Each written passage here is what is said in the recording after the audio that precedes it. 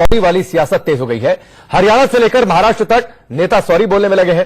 हरियाणा में बीजेपी के TikTok star और उम्मीदवार सोनाली फोगाट ने पाकिस्तानी बोलने के लिए माफी मांगी और कहा कि उनका उद्देश्य किसी की भावना को ठेस पहुंचाना नहीं था। तो दूसरी तरफ उद्धव ठाकरे ने कम सीटों पर चुनाव लड़ने के लिए अपने कार्यकर्ताओं से माफी मांगी। देश में माफी वाली सियासत का नया दौर शुरू हो चुका है। अब देखना दिलचस्प होगा कि यह सॉरी वाली सियासत क्या गोल खिलाएगी, किसको जीत दिलाएगी, किसको हार दिलाएगी। लेकिन फिलहाल दो तस्वीरें दो राज्यों की, देश के दो बड़े राज्य महाराष्ट्र और हरियाणा, वहां पर सॉरी वाली सियासत तेज हो गई है। एक तरफ सोनाली फोगाट ने सॉरी कहा है, क्षमा याचना की है, तो वहीं उद्धव ठाकरे भी सॉरी बोलते नजर आए अपने समर्थकों से। हरियाणा में होने जा रहे विधानसभा चुनाव में इस बार टिकटॉक स्टार सोनाली फोगाट अपनी किस्मत आजमाने में लगी हैं। लेकिन चुनाव प्रचार शुरू होते ही वो विवादों में घिर गई, लेकिन उन्होंने फौरन सॉरी कहकर मामले को शांत करने की कोशिश की है। क्या है सॉरी वाली ये पूरी सियासत और इसका सच, इस रिपोर्ट में आप देखिए। अगर इस बात से किसी को ठेस पहुंची है तो मैं माफी चाहती हूँ, लेकिन मैं उन अपने छोटे भाइयों को बताना चाह रही थी कि हमारा जो देश है उसके सम्मान के लिए हमें बोलना चाहिए, भारत माता की जय हमेशा बोलना चाहिए, क्योंकि हम हिंदुस्तानी हैं। हम अपने देश की जय नहीं बोलेंगे तो क्या कर सकते हैं हम। तो सुना आपने, ये है हरियाणा की popular TikTok star Sonali Phogat. अब इनकी तारीफ भी सुनिए। ये बीजेपी के टिकट पर हरियाणा के आदमपुर विधानसभा से चुनाव लड़ रही हैं। लेकिन ये माफी क्यों मांग रही हैं, फिर से सुनिए।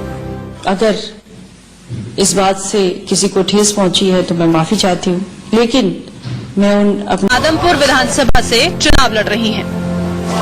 लेकिन ये माफी क्यों मांग रही हैं, फिर से सुनिए।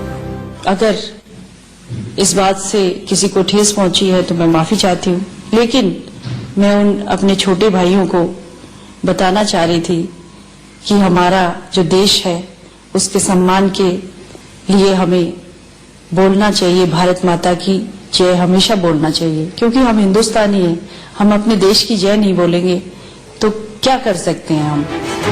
अब आइए आपको बताते हैं इस माफी के पीछे की पूरी कहानी।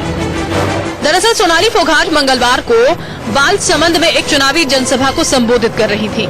सोनाली फोगाट ने नारा लगाया, लेकिन जब भीड़ ने जयकारा नहीं किया तो वो भड़क गई, और इस हद तक भड़क गई कि उन्होंने अपनी विधानसभा सीट के लोगों को पाकिस्तानी करार दे दिया। सामने कुर्सियों पर घूंघट में महिलाएं बैठी थी, बड़ी तादाद में बुजुर्ग भी थे, लेकिन सोनाली फोगाट को गुस्सा आया तो उन्होंने किसी का भी लिहाज नहीं किया। शर्म आती है आपको बोलते, शर्म आती है कि आप जैसे क्यों वही पाकिस्तान से आए हो क्या, आप लोग जो यहाँ खड़े हो पाकिस्तान में हो क्या। आदमपुर में सोनाली फोगाट की टक्कर कुलदीप बिश्नोई से है, यानी मुकाबला कड़ा है।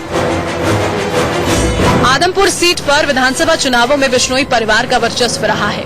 भजन लाल ने 1969 में पहली बार आदमपुर सीट से चुनाव जीता था। उसके बाद भजन लाल ने साल 2000 और 2005 में इस सीट पर कब्जा जमाया था और राज्य के मुख्यमंत्री बने।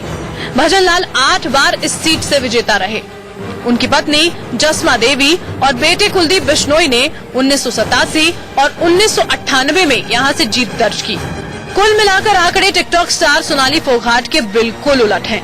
बावजूद इसके सरकार के कामकाज और अपनी लोकप्रियता के भरोसे सोनाली फोगाट यहां से जीत का दावा कर रही हैं, जिससे 24 अक्टूबर को ही पर्दा उठ जाएगा। आदमपुर से सुंदर सोलंकी के साथ टीम इंडिया न्यूज।